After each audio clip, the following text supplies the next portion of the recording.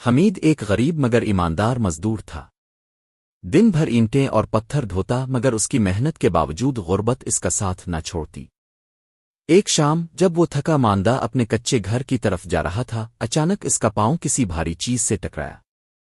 اس نے نیچے جھک کر دیکھا، راستے کے کنارے ایک پرانا مٹی سے بھرا تھیلا پڑا تھا۔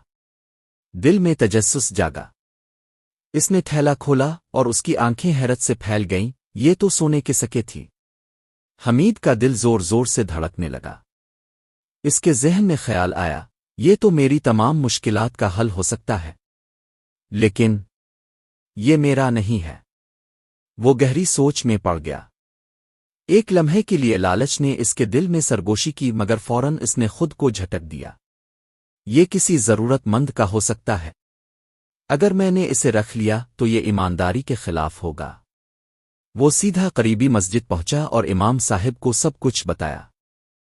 امام صاحب نے اگلی نماز کے بعد اعلان کیا کہ جس کا تھیلا کھویا ہے وہ آ کر نشانیاں بتائے۔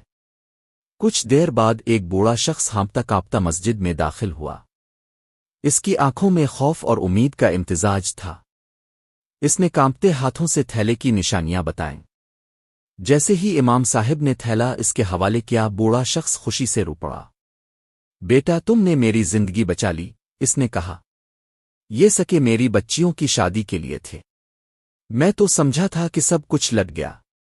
بوڑھے نے حمید کو انعام دینا چاہا، مگر حمید نے مسکرا کر کہا، ایمانداری ہی سب سے بڑی دولت ہے، مجھے کسی انعام کی ضرورت نہیں۔ بوڑھا شخص حیران بھی ہوا اور متاثر بھی۔ ایسے ایماندار لوگ اب کہاں ملتے ہیں، اس نے سوچا۔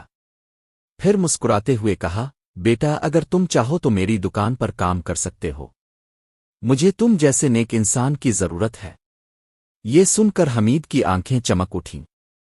قسمت اس پر مہربان ہو چکی تھی۔ اب وہ مزدوری کے بجائے ایک اچھی ملازمت پر لگ چکا تھا۔ گاؤں میں سب اس کی دیانت کی مثال دینے لگے، اور یوں حمید کا نام ہمیشہ کے لیے نیک لوگوں میں شمار ہونے لگا۔